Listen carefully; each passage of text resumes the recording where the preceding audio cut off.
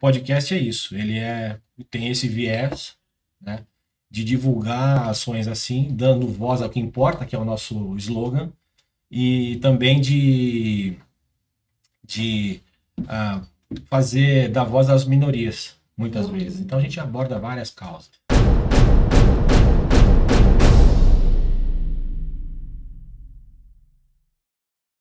E no nosso AG Podcast de hoje, a gente convida o Mauro Ghiseline. Prazerzaço estar com você, Mauro, para falar dos assuntos de extrema importância: saúde, bem-estar, envelhecer com independência e o papel do idoso na sociedade moderna. O professor Mauro é mestre em Educação Física pela Universidade de São Paulo, doutor em Ciências do Movimento Humano pela Unimep. Criou o SANF, Sistema de Avaliação Multifuncional, e o TMF, Treinamento Multifuncional. É precursor da ginástica aeróbica no Brasil.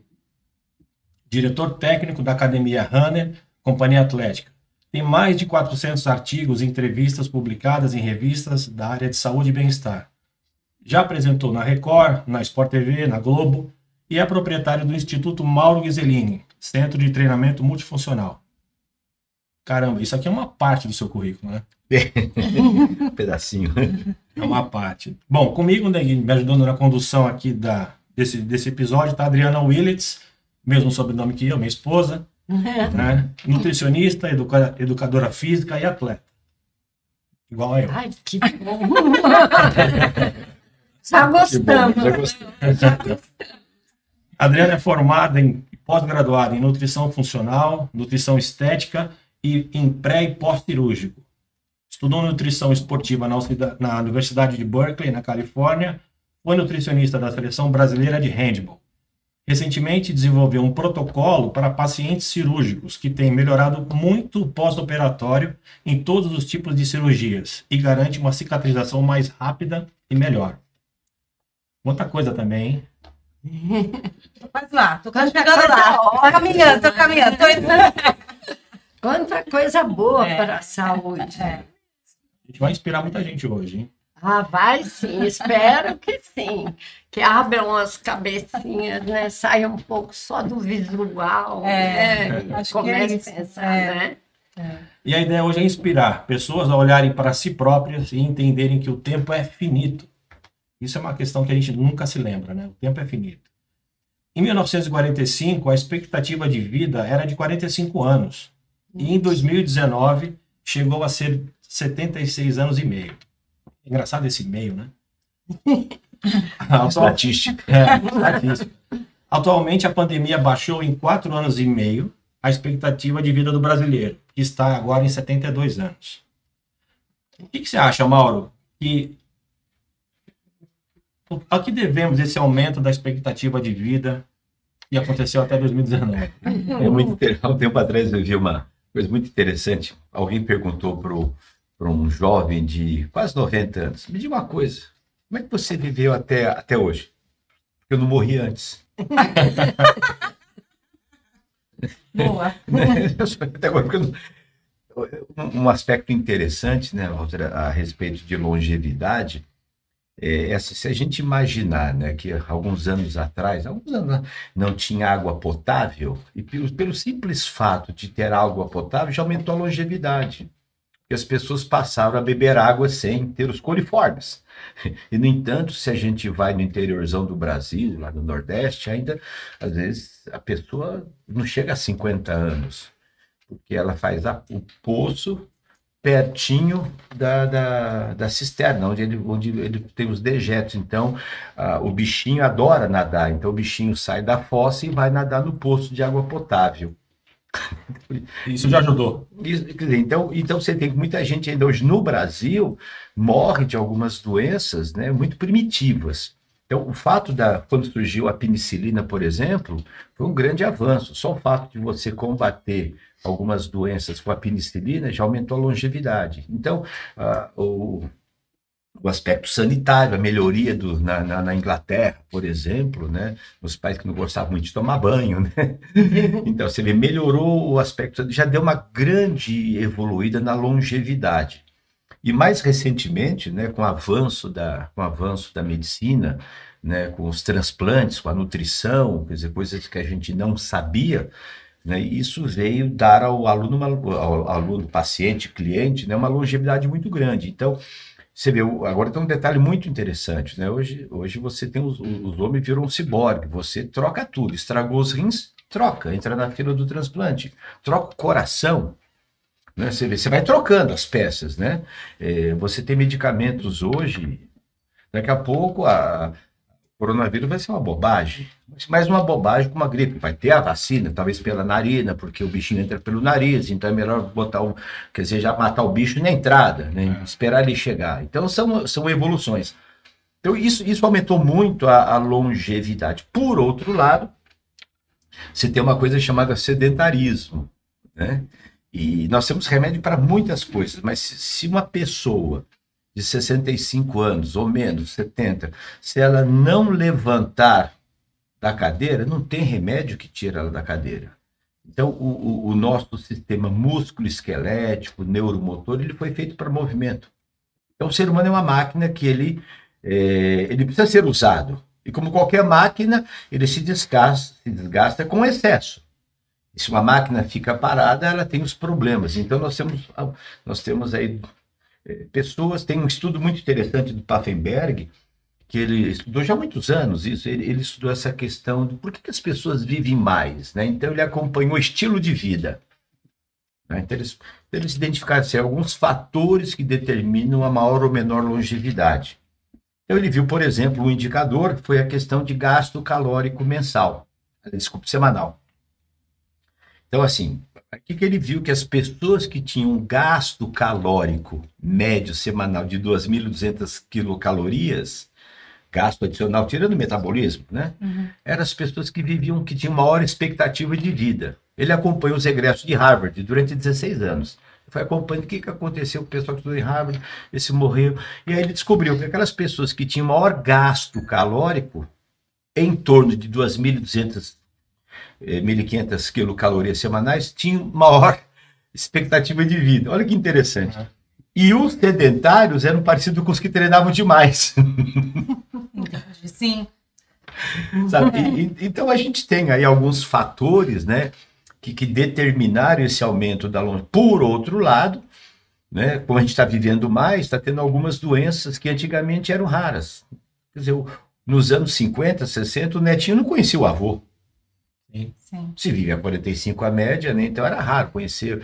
O avô conhecia o neto e o neto conhecia o avô, porque morria antes. Isso é um detalhe, um negócio meio interessante, né? Engraçado a gente pensar nessa condição sociocultural, né? Então, se as pessoas estão vivendo mais, você tem o que? Maior possibilidade de incidência de doenças. Eu me lembro, né, eu era pequeno, falava assim, o indivíduo é demente. O cara ficava demente. Hoje se fala em demência, que é mal de Alzheimer.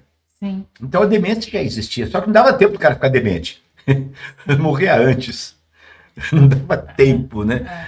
Você imagina que na África, alguns anos atrás, não tinha um cancerologista. Por que ter um gerontólogo na África? A média de vida ela era muito pequena. No Brasil não tinha gerontologista nos anos 50, 60. É uma especialidade médica, não posso dizer os números, né? Mas quando que aumentou na medicina o número de gerontologistas? Por que eu vou ter alguém para cuidar de velho? Não tem velho. Sim. Você vê, então, são aspectos interessantes. Né? Então, a gente tem um grande inimigo hoje, no envelhecimento, nos vários fatores, é a questão do sedentarismo. Esse é um problema terrível, né? Provavelmente é o que trouxe esse, né, decaiu essa idade média aí, que era de 70 e tanto para 72, que foi o que aconteceu na pandemia, né? Todo mundo, por mais que assim, a gente teve, eu acho que teve a questão das aulas online, que são super legais, você teve gente que teve um conforto muito grande e que gostou dessa aula online, continua nesse aula online, mas a grande maioria não fez nada, né? E é um problema porque você convencer uma pessoa a se tornar... Eu digo assim, hoje o nosso grande desafio não é que a pessoa se exercite regularmente. Nossa, está muito longe. Muito longe. O problema é tirar o cara do sofá. Sabe, ele sair do sedentarismo e se tornar um indivíduo levemente ativo. Veja, é um absurdo, porque algum tempo atrás saiu um estudo muito interessante, eu não lembro muito de nomes de estudo, eu vi o estudo, depois eu esqueço os autores, e, enfim. E uma recomendação assim, para os indivíduos, fique em pé. Não, como você fica muito tempo sentado, então, o primeiro passo, fique em pé. Coisa. Porque ao ficar em pé, você ativa os músculos tônicos, os músculos posturais. Então você aumenta o gasto calórico, simplesmente ficando em pé. E aí, saiu um outro estudo interessante, assim, ao ficar em pé, caminhe 2 minutos e volta. E aí eles foram comparando, as pessoas ficavam só em pé, as pessoas caminhavam um pouquinho. Então, por exemplo, né, hoje eu trabalho em casa, então eu fico lá sentado, eu escrevo, né, eu tenho a minha atividade fora, mas parte do meu tempo eu tenho que eu fico em pé, eu preciso legislar em causa própria, eu fico em pé. Sim. Fico em pé, mexer as pernas.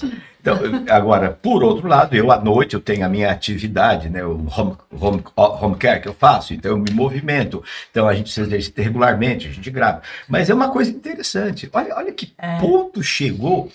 E aí um outro conceito, né, que eu acho interessante, é assim, o povo a inatividade física. Aí um dia eu parei para pensar, espera um pouquinho. O povo é inativo. Um pouquinho. Inativo é o que não faz nada. Conta inativa, ela não funciona. Está fechada. O indivíduo inativo, não. Metabolismo basal, metabolismo... o ser humano está em constante atividade, graças a Deus, neurológica. O coração está batendo, eu estou gastando muitas calorias para produzir energia para eu estar vivo. Então, eu estou em atividade não observável. Então, a gente usou um termo muito errado.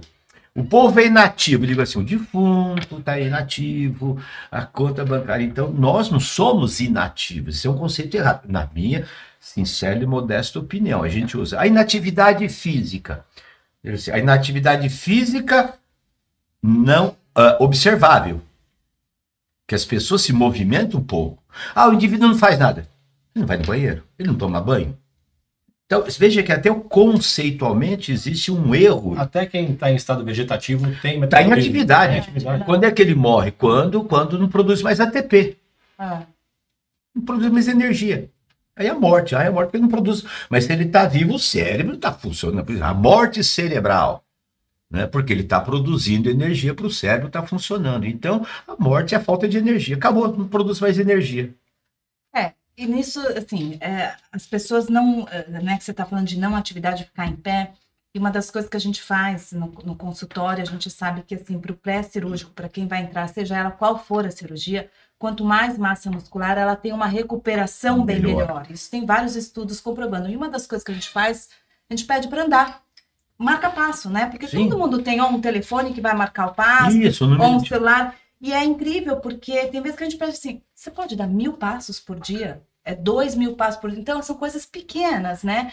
E que faz uma diferença muito grande. A nossa colaboradora em casa, uma das coisas, ela tá com algumas patologias, eu falei, olha, desce da condução uns 2 pontos antes e vem andando. Isso já melhorou a condição dela. Então, são coisas simples, então, que acessível a todo mundo, né? Todo mundo pode andar. E eu sempre brinco, eu falo assim, olha, carro parado no estacionamento quebra.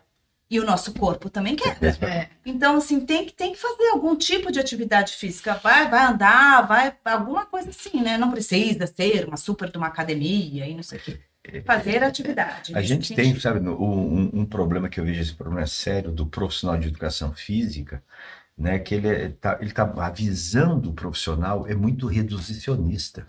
Infelizmente, a nossa, isso é lavar roupa suja, né, em casa, precisa falar a verdade, porque as pessoas acham, o personal trainer, que todo mundo quer bumbum na nuca, todo mundo tem barriga de tanquinho, todo mundo... Gente, peraí, a população é gorda, destreinada, desmotivada, então nós vivemos, que eu chamo assim, da Disney World do fitness. Disney World. Então, você imagina, Disney World, Cirque du Soleil, aquela elite dos 5% que se exercitam, né? Essa educação física, o fitness brasileiro vive numa Disney World, vive num mundo real, Cirque du Soleil. E a população é aquele cirquinho mambembe, sabe? Do interiorzão, que precisa daquela loninha, que o palhaço é casado com o equilibrista, né? Que você tem acesso. Quem pode ir no Cirque du Soleil? Muitos poucos. Mas a grande massa pode ir no circo mambembe. Então nós estamos numa apologia do Cirque du Soleil quando nós precisamos do circo mambembe. Sim. Sabe? Sim. Tornar é muito simples. Entra no Instagram. Né? Se a gente viajar no Instagram do Mundo Fitness, meu Deus, são pessoas bonitas, magras, treinadas, que faz o burpee, que faz isso. Gente, para com isso. E aí você imagina o seguinte, uma pessoa comum que tem a pretensão de começar a sair do seu estado de sedentarismo e ver aquelas maravilhas, pula, salta, levanta, isso não é para mim. Não. Então, nós temos um grande desafio, que é fazer com que as pessoas entendam que o pouco que vale muito. Não, mas o estudo científico tem que ser o HIIT com tantas calorias para emagrecimento. Ok? Quantos conseguem fazer isso? Quantos? É o básico, né? Tem que fazer. Né? O mínimo, né? O básico. Então, nós da educação física, estamos cobrindo o telhado, né? Para uma elite privilegiada, né? E que nós não estamos conseguindo. Muito triste, muito triste. Eu estou nessa área faz 56 anos, não de idade, 56 anos que eu trabalho com educação física. Eu vi de tudo acontecer. Eu vi Jesus ser crucificado, parece aquela música do Alto. Eu já nasci há 5 anos atrás. Né? Eu posso dizer que eu já vi de tudo, e mais um pouco, que até Deus duvida, né? E quando eu vejo as propostas dos meios de comunicação, a mídia, e aí outro dia eu perguntei para um consultor, esses tais consultores de academia que nunca citaram no consultor, os fracassados viram consultores, né? Faliu, não sei o que, e se torna da receita. Então, você já pegou uma empresa quebrada e deixou ela em pé? Você ser consultor do quê, meu querido? Consultor é aquele que... Você já pegou uma gorda e emagreceu? Falar sobre emagrecimento citando um artigo científico é fácil. Agora, pega uma gorda com as limitações, com a rejeição corporal, com a não vontade, que não sei o quê, que foge do... Aí você vai mostrar que você é bom. Então, o que acontece? Bom, é assim, as 36 mil academias, umas 10 mil fecharam, estão abrindo de novo. Muito pequenininho. As pessoas entram. O problema do marketing, o marketing evoluiu muito. A área comercial, fantástica. Você treina as vendedoras para vender. Treina todo aluno, vai na dor dela, mete o emocional, joga o gancho, joga o gatilho emocional. Ok. Vai. A pessoa 3 meses vai embora. Tchau. De 3 a 5, 6 meses. Se 3 meses. De 3 a 5 meses é a média de abandono. 30% de quem entra num programa de exercício hoje não vai nem uma vez no primeiro mês. Você já começou a perder o cliente. Mas espera um pouquinho, mas com tanta ciência, a gente prova que o exercício aumenta a longevidade, a ciência prova que se você comer direito, se você se exercitar, se você... mas e tal do exercício? Percebe? Esse é um grande desafio. Grande desafio. Então, e o problema não está na ciência. Eu não preciso ficar aqui discutindo e tentando convencer quem vai estar nos assistindo que o exercício funciona. Não. Todo mundo sabe. Todo mundo sabe. E a pandemia, né? A pandemia trouxe uma coisa muito importante.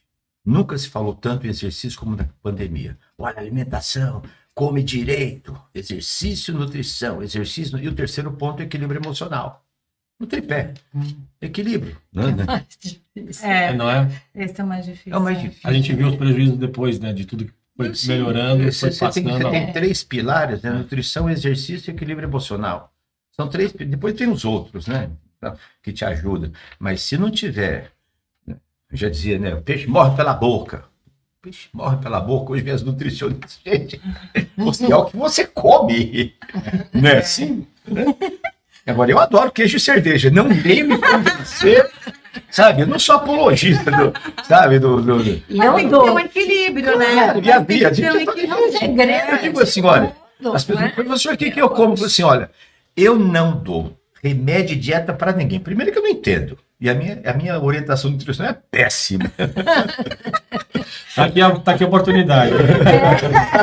Péssima no sentido. Eu adoro pão com manteiga, que é a coisa mais gostosa. Agora você vai dizer para um idoso, né, que ele não vai tomar o chazinho dele com o bolinho das 4 horas da tarde, aquele bolinho que quando tinha aquele bolinho de chuva, quando sai pinga a gordura, ele escorre a gordura do canto do meio. Meu Deus. Eu vou contar um caso para você interessante. Eu cuidei de um, que hoje chama idoso, há muito tempo, o Povel, seu Povel. Ele tinha uma aparência assim, muito envelhecida, muito embora ele tivesse, na época, acho que 66 anos. Eu tenho a foto dele, filmado, tenho ele treinando. Aí, quando ele foi me contratar, eu perguntei, seu Povel, você está com 66, 67, por que o senhor resolveu se exercitar aos 67 anos? E o filho dele é jogador de basquete, o neto. Eu disse, olha, professor, vou te contar uma coisa. Eu tive alguns problemas de saúde, acho que ele tinha tido problema de próstata, não sei o que, tinha operado. Falei assim, olha, a minha vida é muito chata. O que me resta hoje, sabe o que acontece? Eu quero me exercitar para poder comer coisas gostosas e tomar cerveja. Eu tô aqui por isso. Mas acho que é a grande maioria. Que coisa fantástica.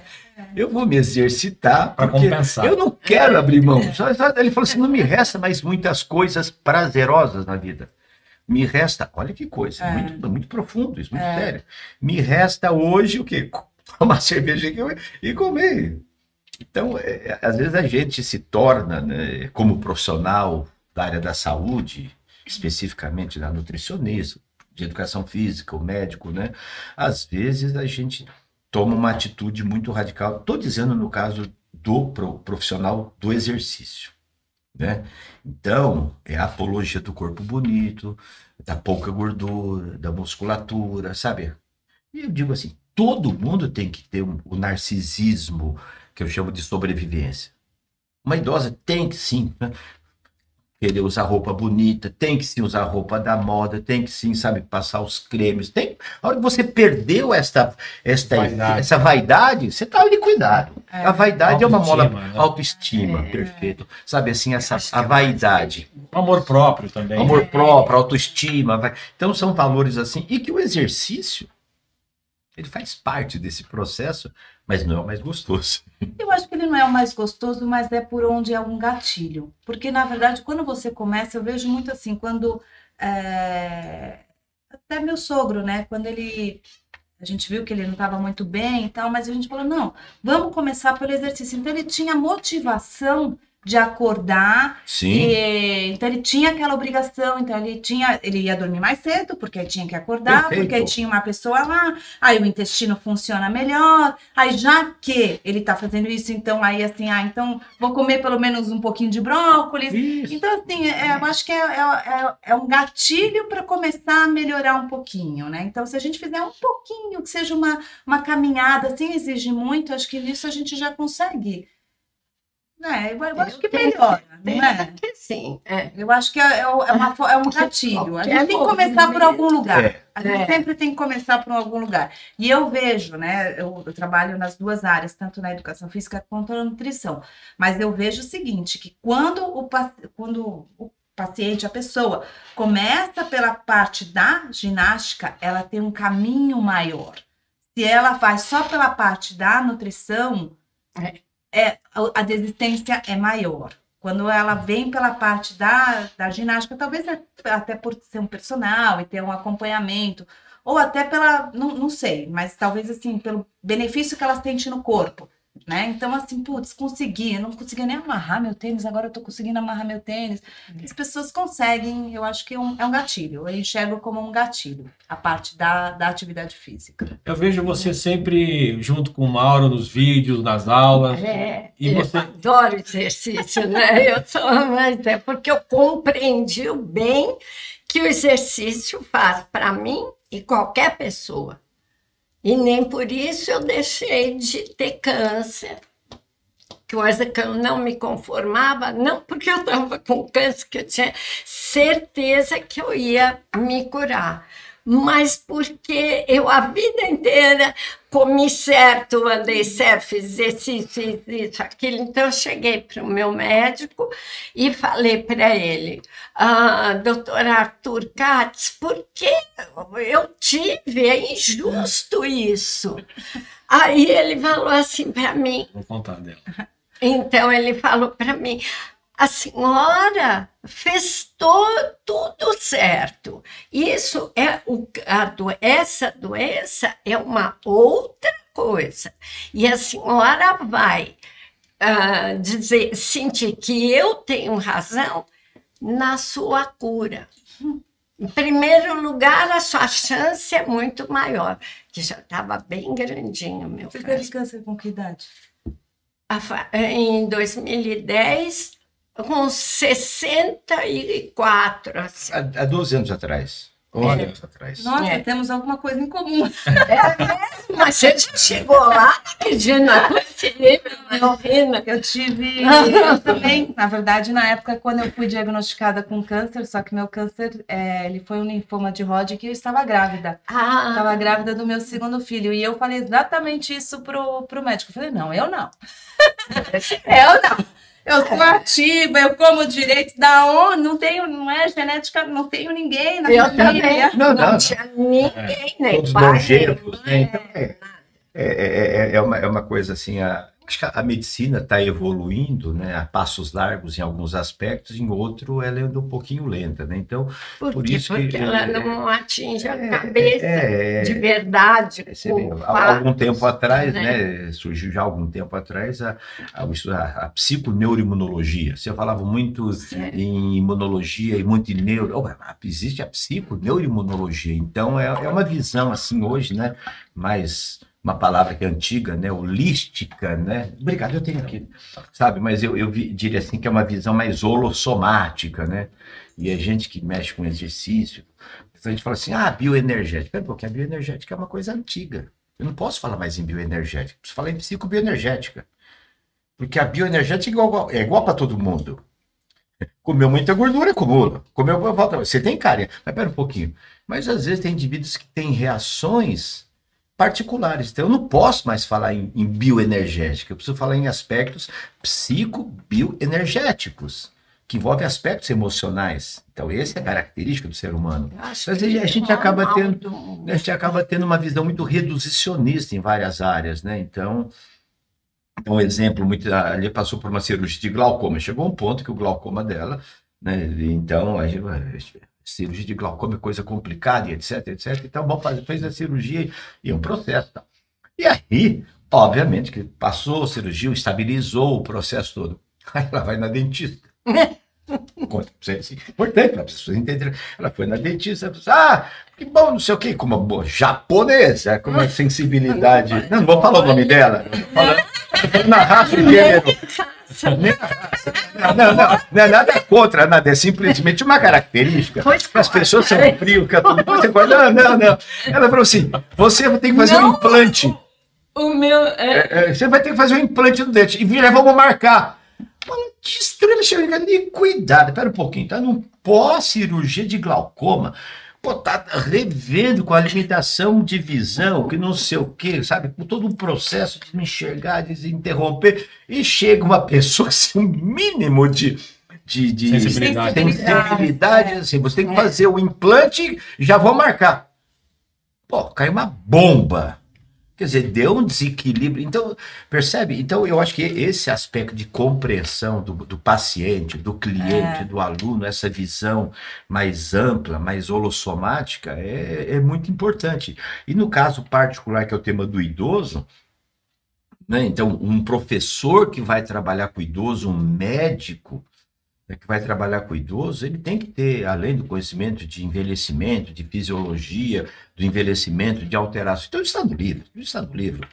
E aí, eu vejo as pessoas propondo atividades para idosos no Instagram. Eu digo assim, acho que esse cara nunca olhou para o avô dele. Sim. Porque o que ele está propondo, experimenta no avô se é capaz de fazer. Você mata o velho, pô.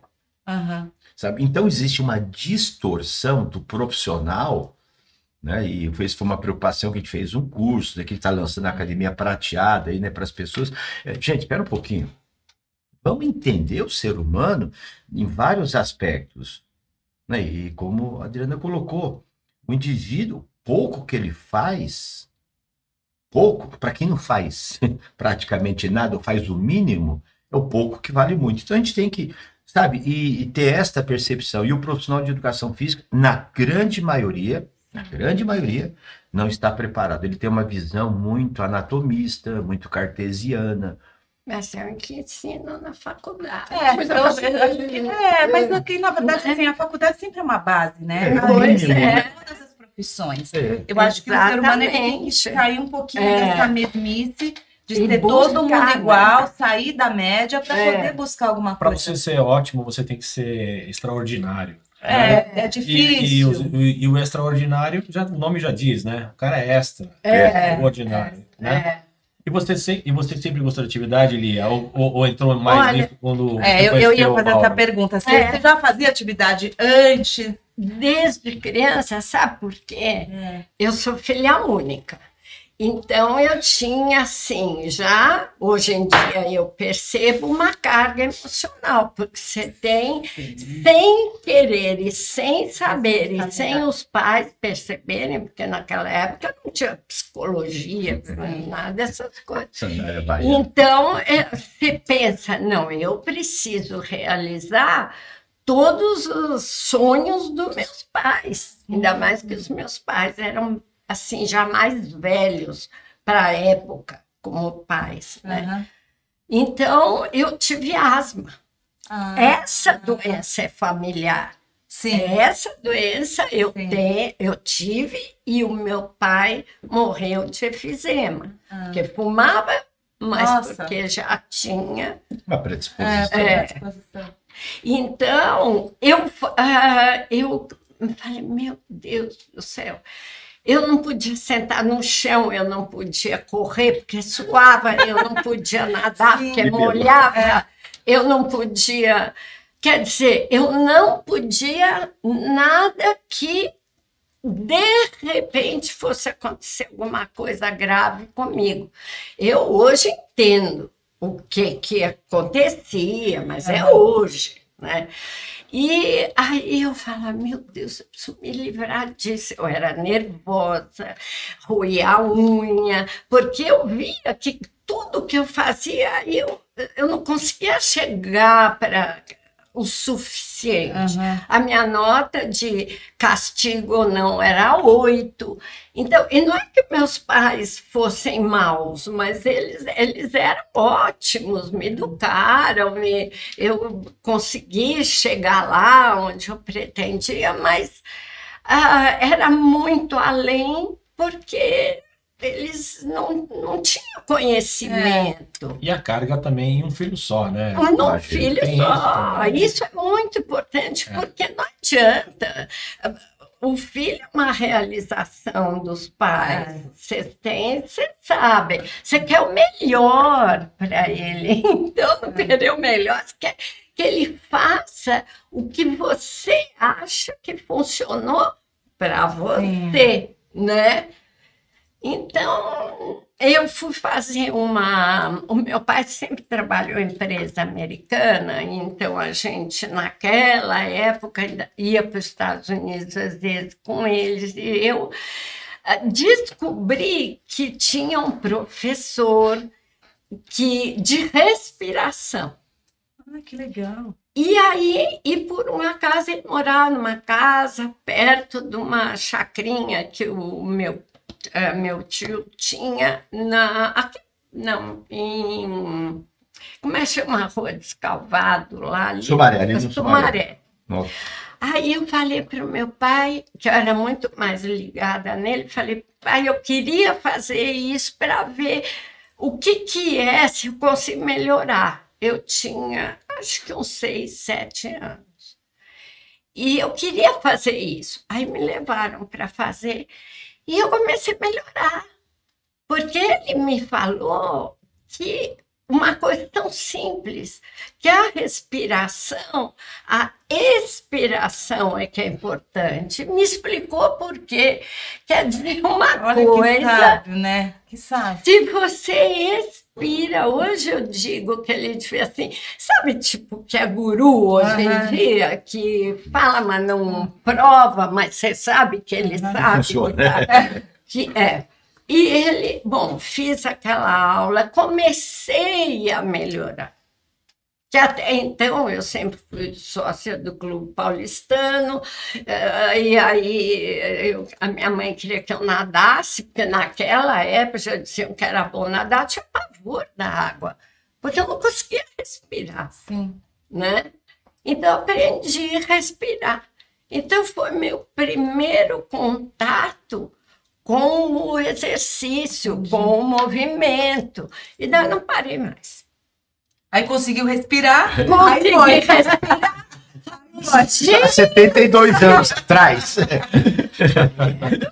Que legal. Muito bem. Então, eu acho que o caminho para a pessoa a fazer exercício, para quem ainda não conseguiu, é sentir nela própria a importância do exercício. Nossa, falou tudo. É o gatilho. É o gatilho. Em vez de você fazer assim, você se levantar na mesa no restaurante e a pessoa, eu reparo, fica sempre constrangida, é você ter força na perna para sair da cadeira. Não é uma coisa do outro mundo. Eu tenho certeza que a pessoa que percebe que ela fez um exercício e aí ela continua naquele ritmo de vida dela, que ela vai perceber com o tempo que ela está diferente. Essa autopercepção, né? E aí ela foi inteligente, né? Ela vai dar um braço a torcer. Vai dar continuidade. As pessoas que têm dificuldade de mobilidade, que poderiam melhorar com a atividade física, se um dia fosse dado o poder a ela, olha, hoje você vai ter todo o seu poder de você sentir esse benefício, mas amanhã você vai voltar ao seu estado normal. Exatamente. Ele não ia querer voltar mais. Não ia. Olha, hoje você vai ser forte, hoje você vai ser independente. Dia seguinte ele volta para aquele estado, eu acho que ele pensaria como fazer para voltar, para ter de novo. E o que te motivou, Mauro? Com certeza. O que te motivou a trabalhar com pessoas de terceira idade? Olha, é interessante, né? Porque eu comecei a trabalhar com educação física com 16 anos. No interior, meu professor de educação física, eu tinha esse tamanho, jogava basquete, depois eu achei que ia ser um grande, mas para interiorzão, né? E aí um professor de educação física, né? Eu que tinha 16 anos, ele me perguntou assim, menina, vem cá, você vai me ajudar. Os meninos gostam de você é o ídolo aqui do time de basquete e tal. E aí eu passei, com 16 anos, não tinha o CREF ainda, podia, era permitido, né? Não tinha professor, e eu comecei eu aprendi à noite, jogava, e à tarde eu tinha lá 20, 30 crianças que eu ajudava o professor, eu dava treino. Então eu comecei a trabalhar, comecei a experienciar essa questão docente, né, de se relacionar com pessoas. Aí eu vim para São Paulo, né, só tinha uma faculdade de educação física na época no estado, oficial que era a USP, né, isso em 69, e tinha uma outra faculdade em São Carlos. Eram 2 faculdades só de educação física no estado de São Paulo, só 2, imagine vocês. Então eu entrei, aí eu comecei a trabalhar com crianças. Logo no início eu já tinha experiência, né, e precisava trabalhar, e faltava professor, não tinha professor no mercado. Então as escolas, né, e eles iam na faculdade buscar os alunos para dar aula de educação física. Aí eu comecei a trabalhar com as crianças, né, e que resultou que, graças ao meu trabalho com crianças, eu fui contratado pela USP para trabalhar na faculdade de educação física. Fui professor lá há 16 anos, né, com crianças, né. Enfim, aí em 72 eu fui trabalhar no Círculo Militar, em 1972. Então eu fui indicado lá pela faculdade, e lá tinha um grupo de mais ou menos umas 150 pessoas que se exercitavam no Círculo Militar. E aí eles precisavam de um professor, o antigo saiu, e eu fui indicado. E aí lá fui eu, né, ser professor de ginástica feminina e ginástica masculina. E eu era técnico de basquete do Paulistano e trabalhava com crianças. Então foi meu terceiro emprego. E ali eu falei, meu Deus, vou ter que... Era um emprego bom, pagava bem. E era assim, tinha assim, 5 turmas de mulheres e uma turma masculina. E eu sabia ginástica sueca, que hoje chama calistenia, não sei o quê, eu dominava bem o ritmo e tal. E eu dei a primeira aula, o pessoal adorou. A minha aula é uma porcaria, hoje, analisando. Mas o cara era tão ruim o anterior a mim, porque o fato de eu usar a palma de comando, acho que o cara devia ser muito ruim, tadinho. Porque o pouco que eu sabia, eu encantei rapidamente, eu encantei as pessoas, né? E aí, você me perguntou quanto... E aí eu tinha uma turma de mulher, quarta e sexta. Eu tinha, na época, 22 anos. Imagine vocês, né? E as minhas alunas dessa turma de quarta e sexta eram as quarentonas, cinquentonas. Eu falava, bando de velha. A referência vai mudando, né? Há 50 anos atrás. Veja, meio século. E elas me adoravam, aquelas eram minhas mães, né? Eu era filho delas, meu professor fortão, bonitão, bigode, não sei o quê, e todo, né? E aí, quando eu me deparei com aquilo, eu falei, meu Deus, como é que eu vou dar aula para essas mulheres? Eu tinha conteúdo para umas 10 aulas, né? Daqui a pouco eu vou ter que repetir a aula anterior. E aí, no Paulistano, né, tinha uma professora fantástica que dava aula para as mulheres, piano. E eu vi ela fazer as técnicas de balanceado e tal, a Marilena, né? A Marilena. Ela era uma fantástica, uma senhora, assim, uma jovem professora. E eu falei, professor, eu vou ficar sentado aqui, chegar mais cedo, eu posso assistir as suas aulas? Ah, pois não, professor, e tal, faz tudo basquete e tal. Aí, ela era egressa da USP também, então eu chegava lá, segunda, quarta e sexta, né? Chegava antes do treino e ficava vendo a Marilena das técnicas de balanceado. Movimento suave. Mas eu, jogador de basquete, como é que eu dava bola para as mulheres? Eu tinha que ter uma coisa mais suave. Então foi meu primeiro passo. O segundo passo, eu preciso melhorar minha postura. E no círculo tinha uma professora de balé clássico, Laura Danoso, uma espanhola, um demônio, e me adorava. Professor, falei, professora, eu posso vir fazer umas aulas de balé clássico? Eu falei, como, Salão? Não, eu preciso treinar, então. Entre uma aula e outra, eu, para aprender as posições, o braço, plié, o relevé, o rondejant e etc., eu fiz balé, baby class. Eu fui fazer baby class para melhorar a minha postura, o movimento. Então, eu aprendi. Mas olha que legal. É o funcionamento Pilates, né? Sim. Olha só que da ingenuidade da onde você... E aí, não contente, eu tinha um amigo que tinha sido meu aluno, o Edson, claro, foi fantástico. Ele era da educação. Depois ele montou um grupo de dança, Casa Forte. Ele dava aula de dança na Marina, na Ruth Rachu e na Marina Guiar. Falei, Edson, tô com pepino. Preciso aprender a dança, a fazer jazz. E eu, escondido da minha ex, né? Escondido, ninguém sabia nada disso. Eu me matriculei com ele em curso de jazz. Então eu fazia balé clássico, fazia jazz. e assistia a aula da professora. Foi aí que eu fui construindo. E aí você me perguntou por quê. Aí nessa turma do Círculo Militar, eu chego lá, tinha uma senhora, uma alemã, a dona Henriette, que tinha 82 anos, e fazia aula com a turma. Ela era a matrona da turma. Foi aí que eu tive o primeiro contato com o idoso, com idosa. Então, tinha lá mais uma de 60, né? E ela tinha 80 anos. Imagina, porque ela é super velha, né? E a dona Henriette adorava. Ela falou, professor, vamos fazer exercício, eu quero mudar o século. Ela queria passar outro século, né? E foi uma coisa muito interessante, o meu aprendizado com a dona Henriette, que ela morava em Moema. E aí eu pegava o meu Fusca, eu passava na casa dela e dava carona para a dona Henriette no Círculo Militar. E ela me esperava lá, né? Vamos, professor, vamos. Eu tomava café da manhã com a dona Henriette. Quartas e sextas, às 7h30. E a aula começava às 8h15. E o detalhe interessante, várias vezes ela estava me esperando com uma cervejinha, porque tinha muito cedo. Aí eu voltava, várias vezes eu voltava à noite, ela morava lá perto, para conversar com a dona Henriette e tomar cerveja junto com ela. Né? E aí o meu aprendizado, né, começou com a dona Henriette. E com esse grupo, imagine você, que eu fiquei no Círculo Militar 16 anos. Aquela turma envelheceu comigo. Imagine que as minhas alunas tinham uma média de 50, 55. Quando eu saí de lá, minha turma tinha 70 anos. E eu comecei lá com 200 e poucos alunos. Quando eu saí do círculo militar, eu tinha 6 ou 7 turmas, eu tinha 600 alunos que faziam ginástica. 600 alunos. Que legal. Caramba. Então foi um grande... Ali que nasceu a ginástica aeróbica, né, que depois nos anos 80, né, na evolução, para runner, depois companhia atlética. Mas então, ali foi um grande aprendizado, né, acompanhando o envelhecimento das pessoas e vendo as alterações, né, usando lá o disco, né, usando o recolho, os balanceamentos que eu aprendi.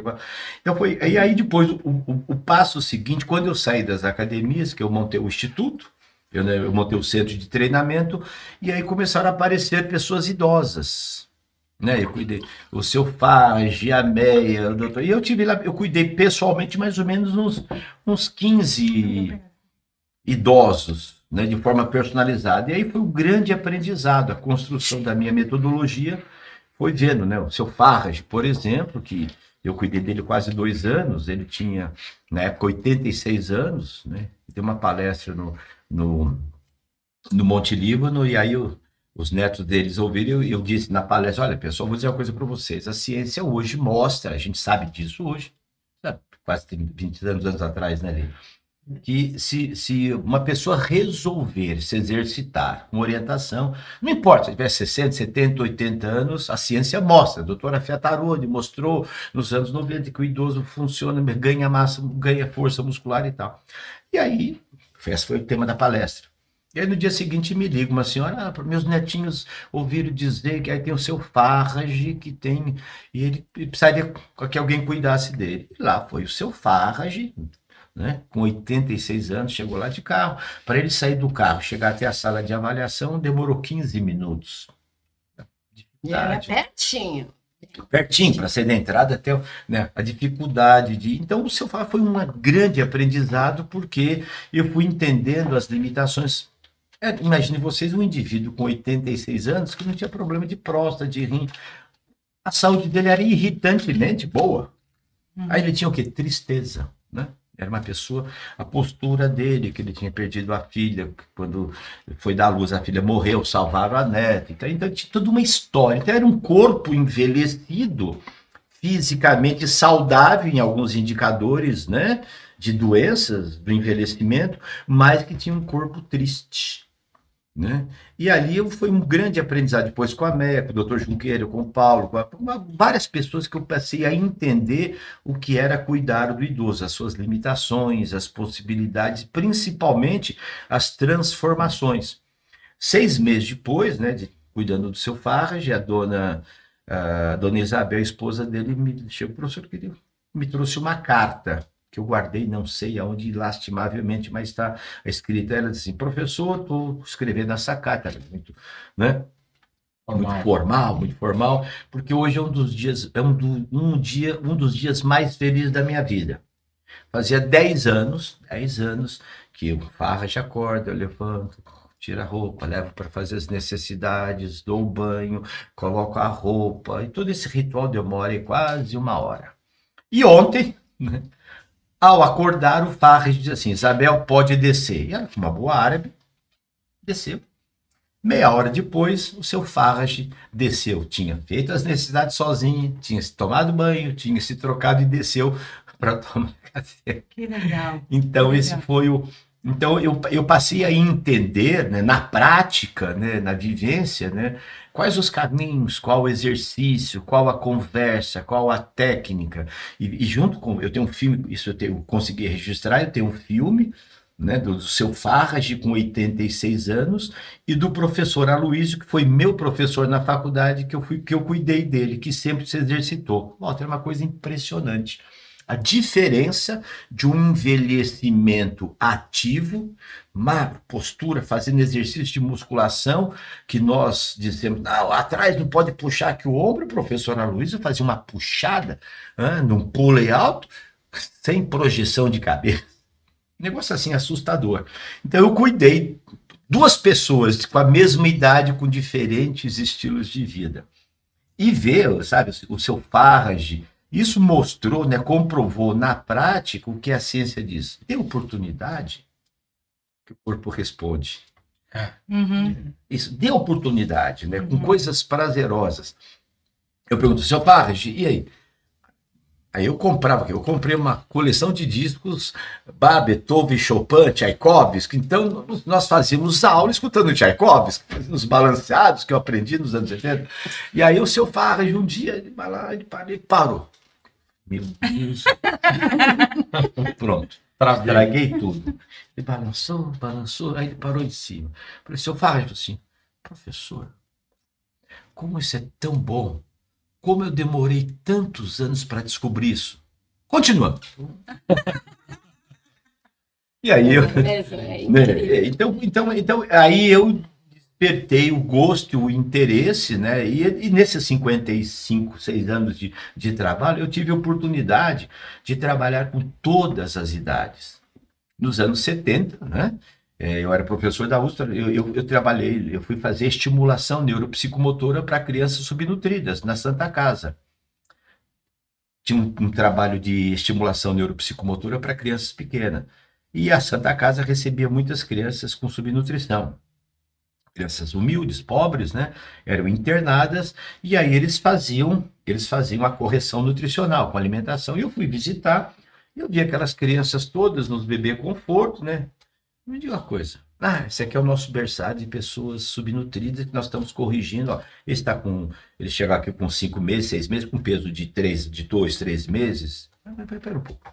Vocês estão criando aqui uns bichinhos. Como? Pô, vocês só dão a comida e a estimulação neuropsicomotora. Eles vão ficar gordinhos e sonso. Nesse período, vocês estão corrigindo as proteínas e etc. Mas se não tiver estimulação, ele vai ficar uma criança com problemas neuropsicomotores. E aí eu fiz um projeto na época, né, outro extremo, né, que era implantar esse sistema nas creches de São Paulo, né, ensinando as crecheiras a fazer um trabalho de estimulação neuropsicomotora para que as crianças, né, o Brasil hoje tem um número muito grande que a gente chama de deficientes mentais sociais. São crianças que come só farinha com água, né? Uma alimentação ruim, carece de proteína nesses anos. E fora a estimulação. Então, são analfabetos, né, sociais. Nós temos um grande número. Então, você trabalhava na prefeitura, você fala com a criança, ela fica te olhando, como se estivesse falando russo, porque elas não têm o que a gente chama de currículo oculto. Então, foi outro extremo. E aí, o meu aprendizado, né, começou lá com a dona Henriette e depois lá no estúdio, lá no instituto, cuidando, né? Nós cuidamos e vimos o que realmente funciona, como é que é a importância da música, a importância da estimulação, a importância do contato, enfim. Então, isso foi a história. E os ganhos que esses idosos recebem, né? Eles adquirem na sua vida profissional, na sua vida social, na família. Talvez você tenha acompanhado, talvez viúvos, que depois voltaram, né, a se relacionar, pegaram namoradas ou namorados, né? E nós temos um caso interessante, né, da dona Marilisa, né? Esse é um caso fantástico, né? Porque eu cuidei de uma aluna, a Meia, né, que alguém indicou, ela tinha problema de artrose, gostava de jogar tênis, ela chegou lá com artrose, eu cuidava do filho dela, do coisa. Eu falei, me desculpe, mas com a sua artrose avançada, acho que não tinha 70 ainda, né? Não. É que as pessoas naqueles anos, ela tinha uma 60, puxa, uma aparência que a gente fala, nossa, né? E foi muito interessante que a gente cuidou, olha, esquece, vou melhorar e você vai fazer Tai Chi Chuan, não sei o que. Depois eu liberei ela foi fazer realmente Tai Chi Chuan no Paineiras, né? Falei, esquece tênis, Meia, é gostoso, vai com o seu joelho aí, tá estragado, estragou, não tem jeito, você não vai trocar. E ela indicou uma amiga, e um dia me liga. Isso é interessante contar, porque isso que você colocou a respeito dos motivos, dos gatilhos, né? Aí a dona Marilisa me liga, professor, eu sou Marilisa, amiga da Meia. Então, ela gosta muito do seu trabalho e eu estava precisando também. Eu falei, mas por que a senhora está me ligando? Porque a médica me disse que eu ando muito de 4. Meu Deus.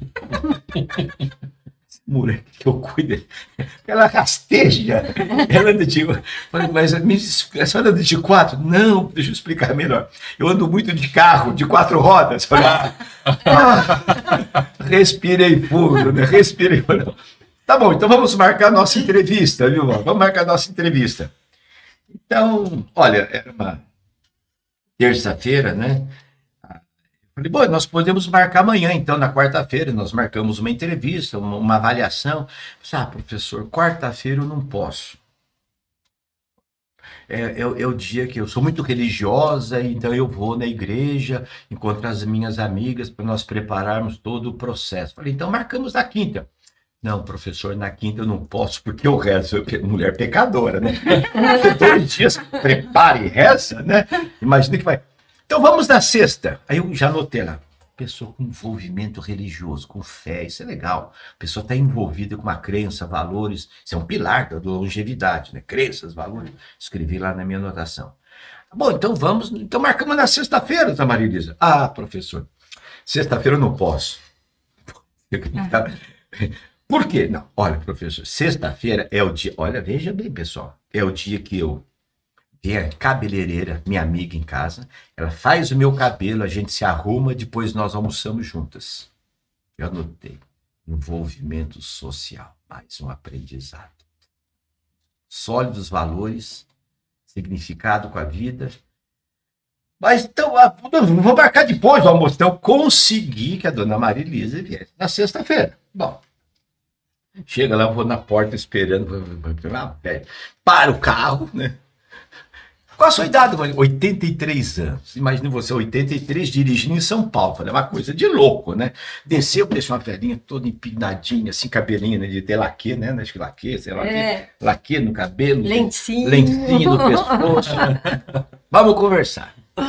Não, Maria Elisa, a senhora então quer treinar comigo? E já a senhora me disse que a médica, então, eu tive um câncer, sarei, sou viúva, moro, e a médica disse que eu preciso, e a Neia falou que é muito bom aqui, que o professor cuida. Eu falei, que bom, mas que mais? Além da médica dizer que a senhora... Mas me conta por que a senhora quer treinar, eu quero saber, né? Saber as suas dores. Né? Olha, vou te contar então, professor. O senhor sabe, eu sou muito religioso. Eu falei, imagina. Prepara na quarta, reza na quinta e ajuda sábado e domingo, por 4 vezes por semana. Eu falei, então, mas é o seguinte, professor, eu tenho um motivo muito importante que eu quero treinar.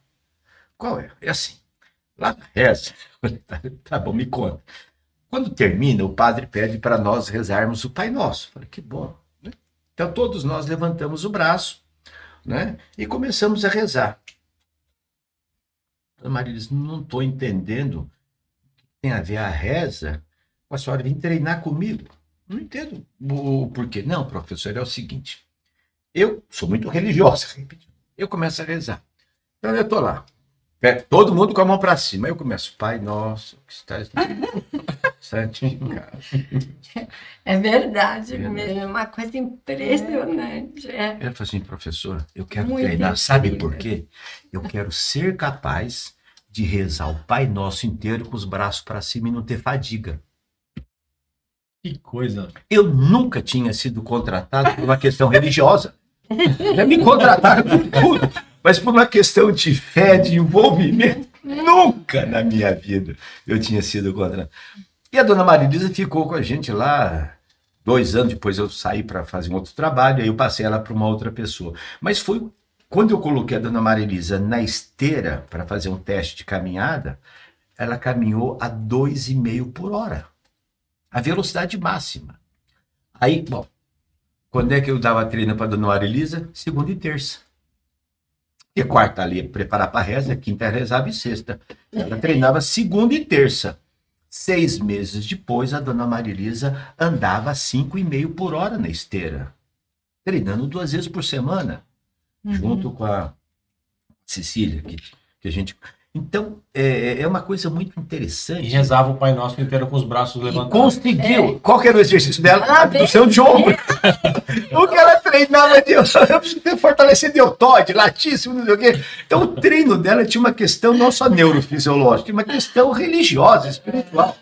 Agora, imaginem vocês. Ela estava lá, Maria Elisa, daqui a pouco chegava aquele outro, que ela era católica apostólica romana. No meio, ela estava terminando o treino, chegava um que era espírita kardecista. Estava terminando, chegava o Dante, que era agnóstico. Imagina a confusão. Aí vinha a ID, que adorava, que a gente cuidou ela durante 20 anos, a ID, né? De quase 60 anos, né? Que adorava Frank Aguiar. Nossa. Então a ID adorava fazer step com Frank Aguiar, com samba. Aí chegava o Dante, sai Frank Aguiar e entrava Beethoven. Tava fácil. Então, eclético. Eclético, então, mas isso é uma época que foi um grande aprendizado, foi um pós-doc. Né? Olhando, porque a gente foi aprendendo, né, Walter, assim, o que é o idoso, o que ele gosta, como é que ele se sente, né? Então, assim, a chave é coisa simples e com alegria, com amor, com acolhimento. Então, isso, profissional que vai cuidar do idoso, precisa ter. Quer dizer, o cara que, não, eu quero fazer o curso pós-graduação de idoso, a fisiologia, está no livro, a neurofisiologia, a biomecânica, gente, isso aí a gente já sabe. Isso está aí, já. Isso está aí. Ter paciência e abrir o paper. Tá tudo pronto assim. Agora que você pega o ser humano que tem emoções, sentimentos, angústias, ansiedades, sabe? Aí a história é outra. Teve uma fala sua numa live que eu assisti. Nossa, a sua live, basicamente, o seu trabalho, muito deles, nas lives que você fazia na pandemia, era voltado para o profissional de educação física, Sim. Muitas vezes, né? Eu nunca imaginei que eu ia assistir uma live sua, mas eu gostava da forma como você fazia a live, eu me divertia na live, era muito legal. E aí, uma vez que me chamou a atenção, e aí a minha pergunta é, você disse que você teve teve que ir até um hospital lá, e você ficou muito impressionado com a falta de mobilidade de outras pessoas de idade, e aquilo te incomodou muito, porque você se cuida muito, você se trata muito bem, você não aparenta, né? Você não tem limitação absolutamente nenhuma, né? Você é do esporte desde sempre, então o seu corpo não é da sua idade. A gente vai falar sobre metabolismo, idade metabólica daqui a pouco com a Adriana. Mas isso é uma coisa muito interessante. E aí, mas me fala de uma outra coisa que é o quão satisfatório é para você incluir novamente, né, trazer inclusão do idoso na sociedade, no trabalho, na sua vida pessoal, porque isso deve trazer uma satisfação para você como profissional e como pessoa indescritível, né? Então, Walter, eu acho a gente tem propósitos na vida, né? Eu acho que o que mobiliza as pessoas é ter um propósito, né? Estar envolvido com algo que dá significado à vida, né? Então, eu quando escolhi a educação física, o meu sonho era fazer medicina, depois eu vi que eu não ia conseguir por questões financeiras e etc, etc. E um dia alguém estava lá no interior me perguntou, por que você vai fazer educação física? Era uma colega minha que estava fazendo educação física, né? Eu falei assim, você tem muito jeito, você tem corpo bom para isso. Corpo bom. Eu jogava basquete, o menino que deve ter um corpo mais ou menos, né? Então, aí eu falei, puxa vida, então... E eu já tinha esta vivência, né? Era uma coisa, eu digo assim, que meu boletim tinha hemorragia constante naquela época, e a nota vermelha no boletim, né? O meu boletim era uma hemorragia, né? Era só nota vermelha, eu era péssimo aluno, né? Eu fui um péssimo aluno. Eu colei muito, graças a Deus. A gente está inspirando muitas pessoas. Imagina eu entender física, química, aquilo era um transtorno. Eu vivia na quadra, eu vivia ensinando as crianças, eu vivia, né? E então eu tinha um aluno, um amigo meu de infância, né? Você estava na frente, um grande engenheiro, ele me salvou, porque eu falava, você está muito lento hoje. Como? Rápido, que eu preciso colar de você, pô. Vamos, você precisa estudar mais, hein, menino? Então, eu acho que essa escolha, né, de começar a conviver, cuidar de pessoas, né, acabou sendo internalizado. Então, nesses anos todos, né, eu tive a oportunidade de cuidar de pessoas, né, como professor lá no Círculo Militar, e depois na RAN, e depois em aulas coletivas como professor, né, E depois também ajudando na formação de milhares. Eu trabalhei na Europa, né? Implantei na Argentina. Eu deixo que já mais de 1.200 cursos ao longo da minha vida, né? Cursos presenciais, né? E aí eu fui fazer doutorado com 64 anos. Pô, Mauro, você tem notório saber, você já... Pera um pouquinho. Eu preciso provar para mim alguma coisa, é uma questão de foro íntimo, de realização. Não ganhei um tostão a mais sendo doutor. Não aumentou um centavo no meu salário, nem nada. Mas para mim, eu desenvolvi um teste de a fundo, né, que eu achei que funcionava, e eu fui fazer o doutorado para validar o meu teste, que eu sabia que funcionava. E a Lia, querida, nós fomos 4 anos, ela foi junto comigo, 4 anos para Piracicaba. Nós viajamos 25 mil quilômetros. Meu Deus. Viajamos 20. Se o cara acha que foi 3 artigos, quando o cara é bom, para amigo, vocês são umas brincadeiras. Então eu viajei 25 mil quilômetros, gastei uma fortuna para provar para mim que eu estava certo. Primeiro para mim, preciso provar não é para o mundo, primeiro para mim. É uma autoafirmação. Não de ego, mas dizer, para um pouquinho, acho que eu mereço mostrar para mim que eu sou capaz de ter um título decorrente de uma evidência que eu sei que pode ajudar muitas pessoas. Né? Então... Agora, como é tupiniquim, se vem de fora, é bom, americano, como é brasileiro, aquele síndrome de cachorro vira-lata que o brasileiro tem com produto bruto nacional, né? Então, isso aí é uma característica. Então, esse meu envolvimento, né, e particularmente como eu fui envelhecendo, eu tenho as minhas limitações. Joguei basquete, então estraguei o joelho, não cuidei direito, então hoje não posso correr.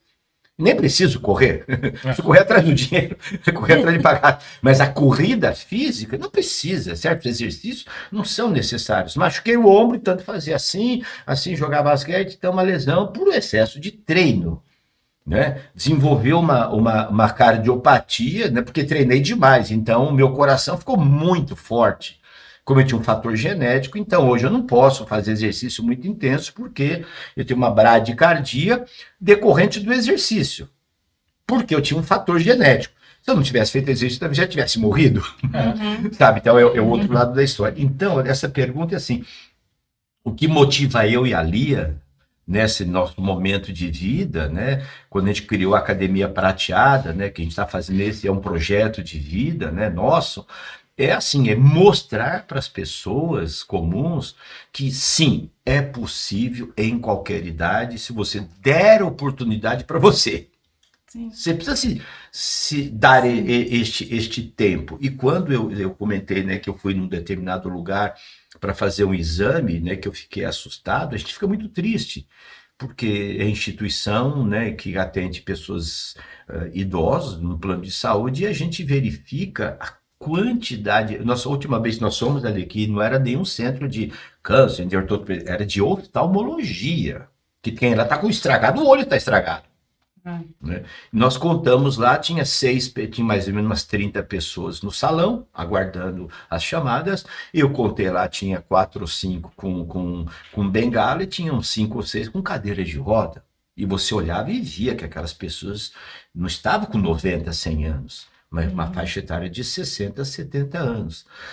Então, acho assim, o nosso propósito, se a gente conseguir o B2B, né, influenciar o professor a ter uma visão mais pedagógica, mais holística, sim, uma visão mais humana a respeito do exercício. E sair um pouquinho desse mundinho do emagrecimento, do hipertrofia, que é um lado importantíssimo, mas é muito pequeno, né?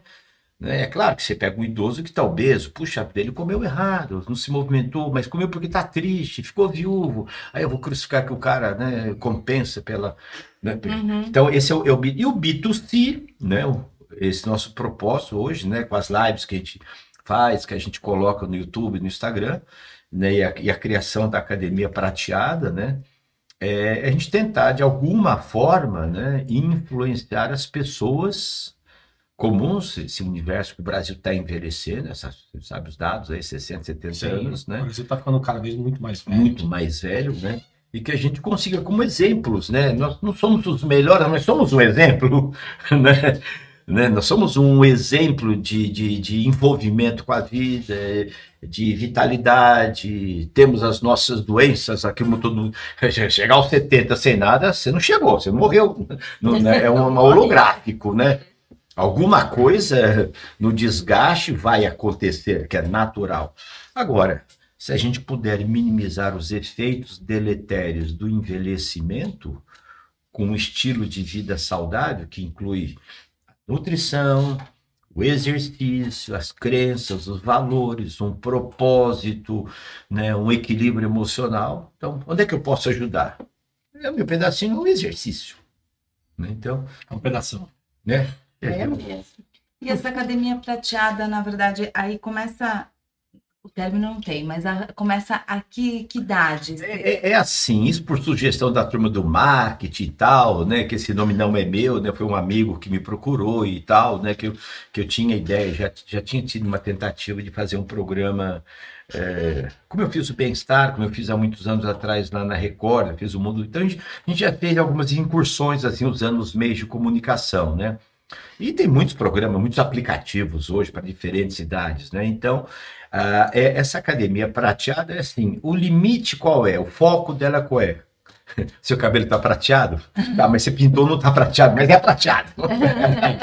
Então, não esconda a cor, né?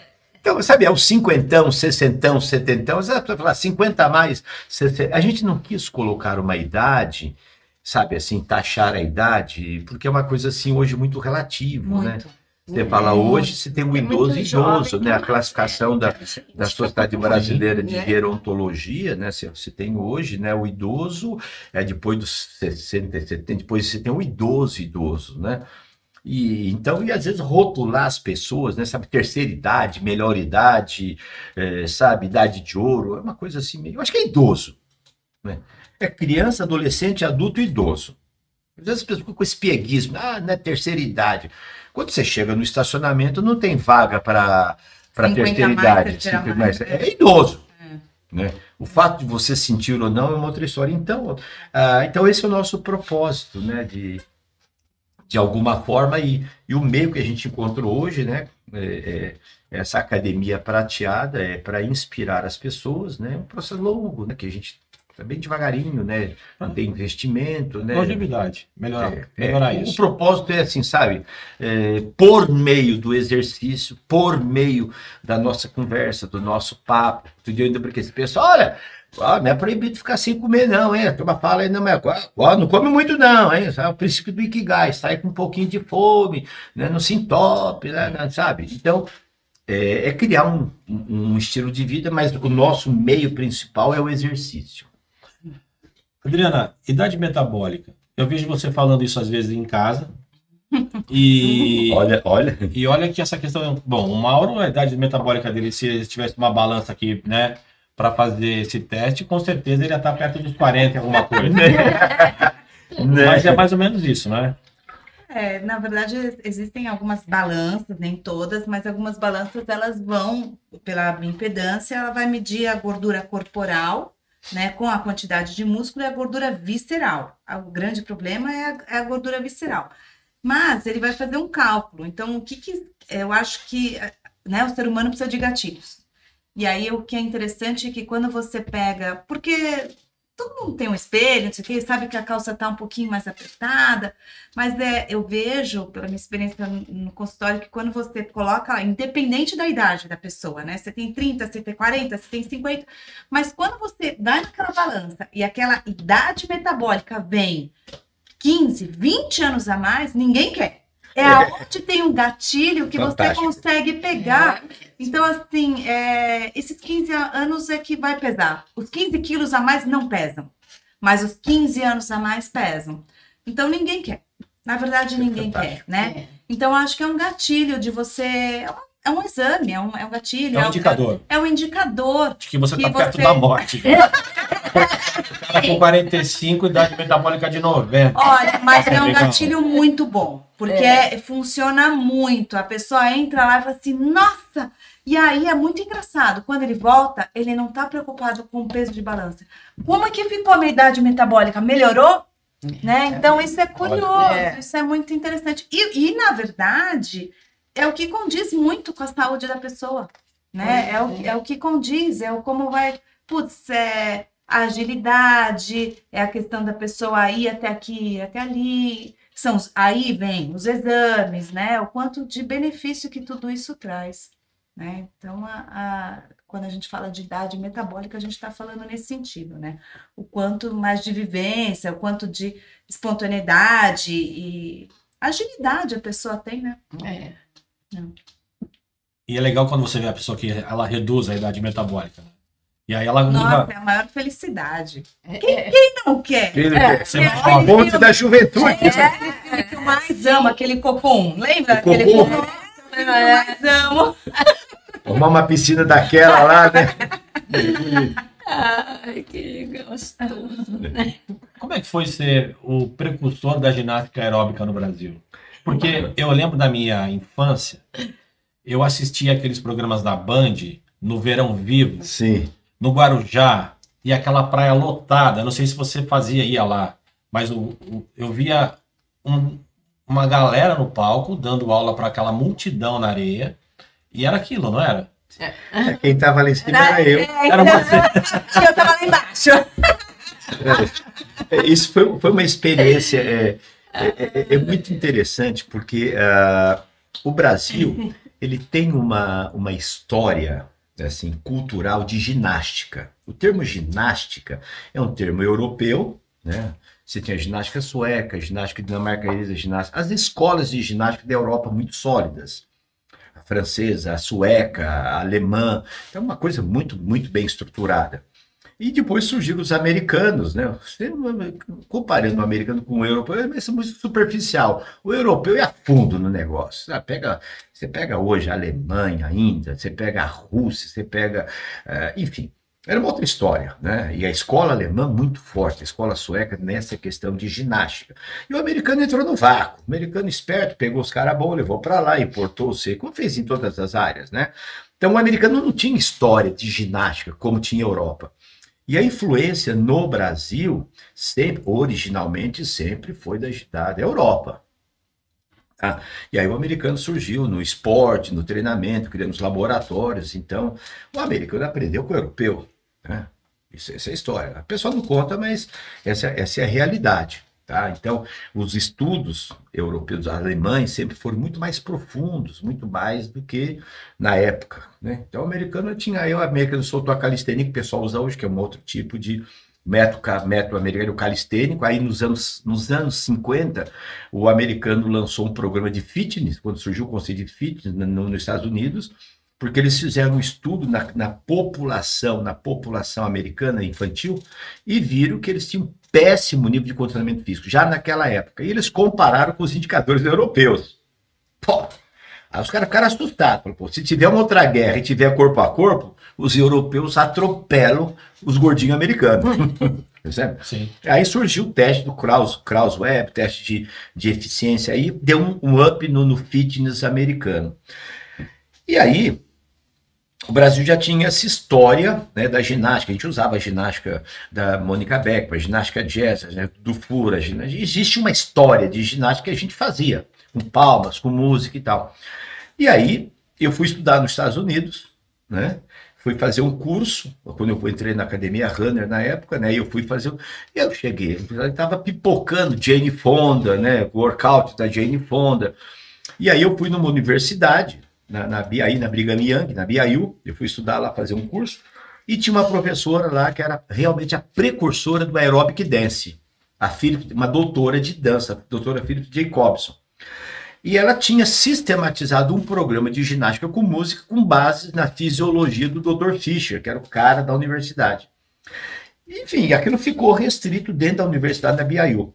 E a Jack Sorensen, que foi uma americana que lançou o chamado Aerobic Dance, que foi a base para Jane Fonda depois usar o workout. Mas a Jack Sorensen foi a grande criadora. Ela tinha uma sequência de música, de ginástica com música, com base na dança, e aquilo criou o movimento americano, o aerobic dance americano. Quando eu fui, eu falei, pera um pouquinho, a gente já faz isso no Brasil, só que chama ginástica.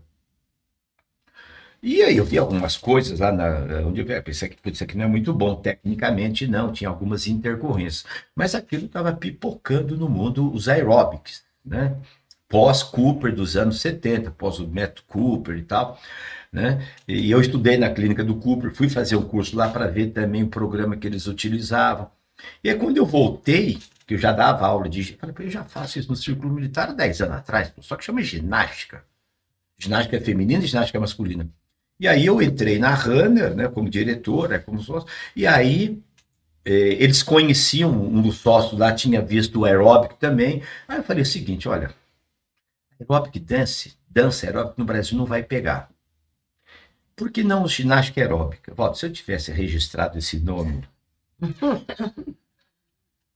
estaria na Ilhas Malvinas, Maldivas, né? Percebe? Então foi uma grande estacada. Foi um pouquinho. A aeróbica estava pipocando o termo aeróbico. O Brasil foi o berço do Cooper. Vamos fazer Cooper. Era treinamento aeróbico, 12 minutos e tal, etc, etc. E ginástica era um termo que toda uma academia de ginástica. Sim. Academia de ginástica. Hoje o que menos tem é ginástica. Na academia tem tudo, só não tem ginástica, né? Tem crossfit, tem isso, não tem mais. O termo ginástica, hoje ele ficou, vamos dizer assim, fora do contexto, virou um conceito. E aí, que eu cheguei para, vamos fazer o seguinte, vamos usar o nome ginástica aeróbica. E lançamos o nome ginástica aeróbica. E aí, a gente, qual era a característica da ginástica aeróbica?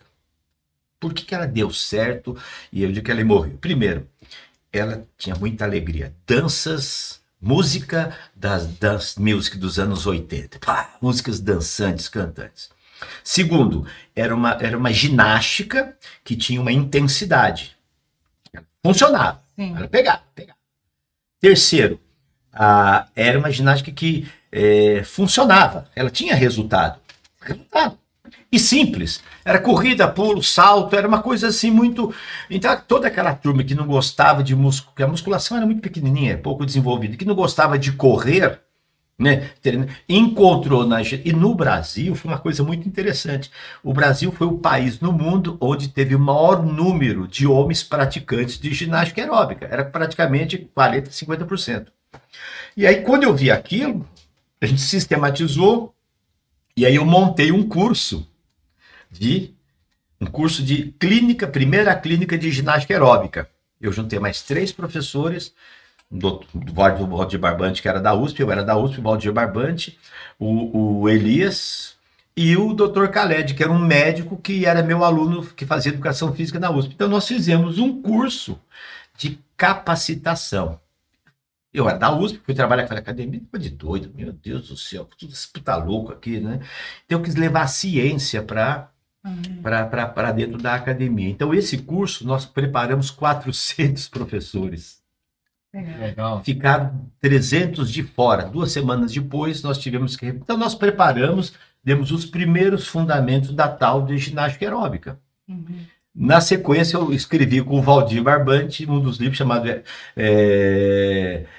Ginástica Aeróbica, Mitos e Verdades. Nós escrevemos um livro patrocinado pela Runner para a gente dar os fundamentos. Então essa foi a experiência. Então, na verdade, a gente acabou se tornando o introdutor, o precursor, o divulgador, né, dessa tal ginástica aeróbica, e depois ela teve os seus filhinhos, os netinhos, aí veio o step, veio a hidroginástica, aí veio o ritmos, e hoje você tem a zumba, você tem o fit dance, né, que são, na verdade, a essência continua sendo, que é o treinamento cardiopulmonar. Tá? E o sucesso da ginástica aeróbica foi esse, né, era homens e mulheres treinando juntos, com clima de dança, né, de alegria, né, muita alegria, muita alegria, sabe? O grupo, quer dizer, tinha uma energia assustadora. É que esse princípio, Walter, esse princípio do grupo, da alegria, é que o CrossFit entendeu muito bem. O grupo. Não o princípio, mas o que o CrossFit tem? Tem um grupo. Eles se machucam junto, vomitam junto, tudo junto. Desafio. É um desafio, sabe? Então, e com outros meios, mas se a gente analisar a essência, é o que tinha a ginástica aeróbica. Era o grupo, você tinha a turma, tinha alegria, tinha motivação. É que a gente gosta de coletividade, né? O ser humano, ele por natureza é coletivo. Eu adoro, gente. E você vê, e com relação ao treinamento em grupo, na musculação, tá o cara sozinho na sessão de CrossFit, ele tem grupo. É verdade. Essa é a característica. Se machuca, é outra história, mas tudo machuca. Estragar tudo estraga, né? Quer dizer, machuca no vôlei, no basquete, no crossfit. Caminhar machuca. 30% que começa a caminhar se machuca. Parado também machuca. Mas pior ainda. É aquilo que eu falei, são os extremos, né? O sedentarismo é prejudicial e o excesso. Então esse é um. Vamos chamar os idosos. Vamos fazer esses caras saírem do sofá. Vamos para academia prateada. Vamos para academia. Vamos para algum lugar, só não vamos para o inferno. Vamos para academia prateada. Vamos cuidar da carga metabólica, né? Musculação, isso é fantástico. A pessoa perceber que ela muda, né, essa condição da sua saúde metabólica, né, que ele pode reverter esse quadro com 50, com 60, com 70. Esses indicadores hoje que a ciência nos mostra, com recursos, com equipamentos, com aparelhos, com a sensação. E uma coisa, que nós estamos finalizando, né, eu digo assim que a gente faz uma apologia, exercício é remédio. Quem gosta de tomar remédio? Matou a charada. Então a apologia que o exercício é um remédio, as crianças gostam de tomar antibiótico? Não. O que a medicina fez? Colocou morango, colocou gostinho. A gente era pequeno, a gente adorava biotônico Fontoura. Por quê? Não tinha gosto de remédio, tinha gosto de cachaça. A criançada escondia, pegava o biotônico e tomava, escondido. Era gostoso. Então, quando a gente diz assim, o exercício é um remédio, é fantástico. Mas ninguém gosta de tomar remédio. O que as pessoas gostam? Comer, jogar conversa fiada, que são coisas prazerosas. É o tal do gatilho que a Adriana falou. Então, infelizmente, o exercício não está nas 4 ou 5 coisas que são prazerosas. O que é prazeroso? As pessoas comem porque tem fome? Ou por prazer, por ansiedade, por distúrbio. É via rápida. Via rápida de satisfazer alguma coisa, percebe? Então é prazeroso. O que é prazeroso? Quais são as coisas? Eu trabalhei com executivos, uma época fazendo assim consultoria de recolocação, numa empresa de recolocação. Eu perguntava para os executivos, aqueles caras que querem fazer um outplacement, né? Tinham que ser recolocados, eles eram mandados embora, eram diretores. Aí eu perguntava para entender um pouco a cabeça, me coloca assim, eu ia falar sobre exercício, estilo de vida. Eu perguntava assim para as pessoas. Me coloque assim 5 coisas que para vocês são mais importantes e prazerosas. O trabalho, Deus, o filho, aí vem a mulher, a família, às vezes o filho, a mulher, a sogra e o cunhado nunca apareciam entre os 5 primeiros. Né? O Lulu, a religião. Olha,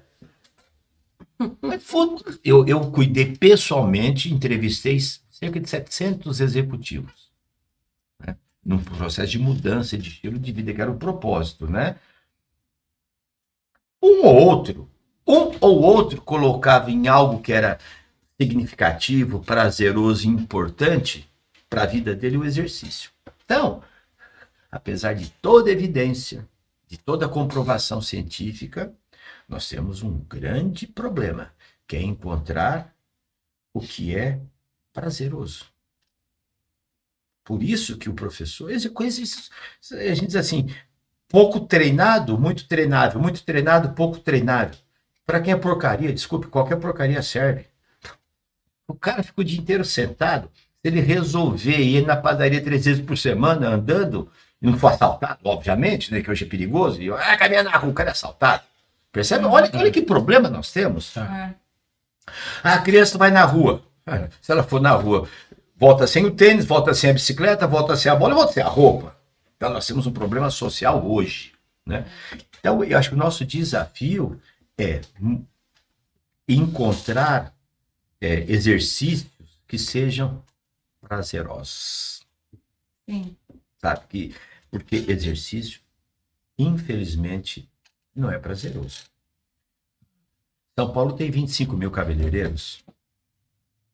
Por quê? É extremamente prazeroso para as mulheres cuidar dos cabelos.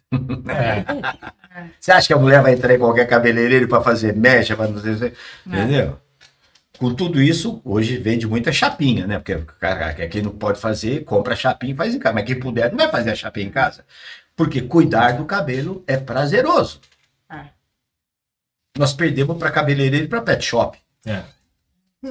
Bom, eu vou colocar aí embaixo, depois no vídeo, lá na hora da edição, vou colocar Academia Prateada, vou colocar também o teu Instagram, porque é muito legal. Você tem um Instagram muito bom. Parabéns. Eu sou seu fã aqui. Obrigado. Olha e se diverte. Eu me divirto. Eu acho que você é um case. Vou botar o seu também, Adri, para as pessoas procurarem para falar sobre idade metabólica. Isso é fantástico, isso é um dado Acho que eu vou fazer um importantíssimo. desafio. Você não faz uma aula de dança com uma... Eu adoro as dancinhas dele. Eu vou fazer. Se matricula na academia prateada. Que eu mais, assim, observo do que falo, né?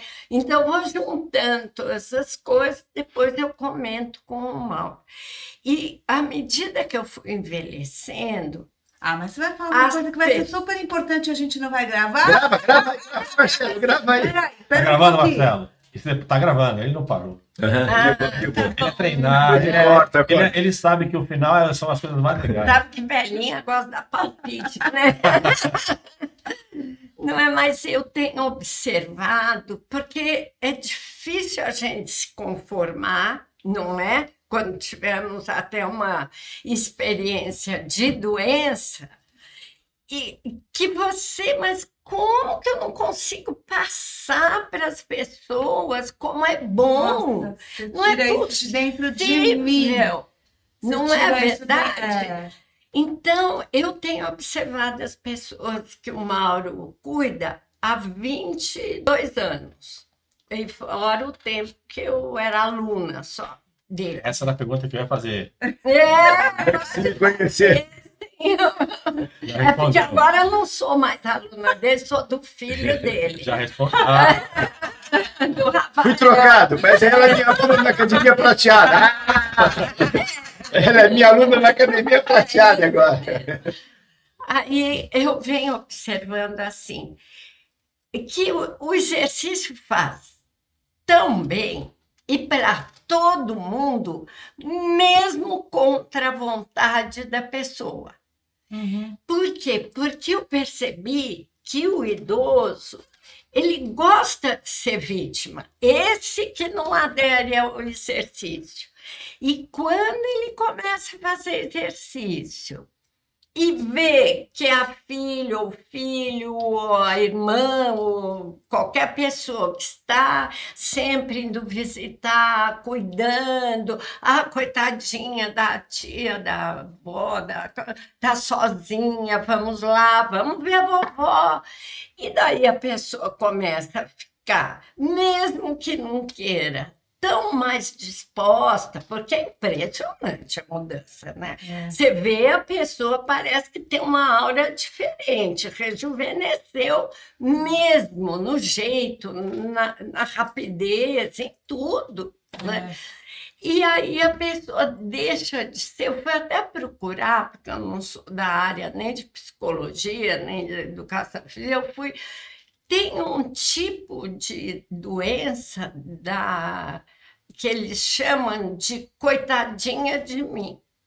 Se auto-vitimizar, né? Exatamente. E ficar como a vítima, sozinha, abandonada, aquela sofredora que fez tudo pelos filhos e agora ninguém quer saber de mim, estou jogada na sarjeta. Olha, eu já ouvi um monte de coisa. Eu acho assim, na verdade, a gente falou, né, do pilar da educação física, da atividade, da nutrição e da cabeça, a psicológica. Exatamente. E vou te falar que quando eu tive o meu diagnóstico, eu tive um linfoma de Hodgkin, eu falei, cara, graças a Deus que eu não tenho nada na cabeça. Não é nada psicológico, porque eu lembro de eu sair, eu estava grávida quando eu tive o diagnóstico, e eu estava nadando. E aí eu lembro de eu sair da água e ver um cara que entrou na piscina tirando a perna para ir nadar. Eu falei assim, ainda qualquer coisa física, a gente vai dar um psicológico, é o mais difícil de lidar com o negócio. Mauro e Lia, eu quero agradecer super. Vocês dois, primeiro, como casal, são inspirações para nós dois, né? Que bom, muito legal, muito legal. Quem tá dois. Mauro, uma super inspiração. Eu ainda dou aula e eu fico assim, será que eu vou aguentar dar aula? Mas tempo. Eu divido meu horário. Nós temos 3 filhos, né? Então é boleto pra caramba. É boleto. É boleto. Então eu faço metade do dia, eu dou aula, continuo acordando cedo, eu dou aula metade do dia e tenho um consultório de tarde. E o Mauro é minha inspiração, porque eu falo, se ele consegue, eu também consigo. Vou conseguir. Quero estar tão bem assim. Vocês são muito legais, adorei. Eu adorei. Não, eu também. Eu já me senti à vontade. A gente vai no EAP, né, Babi?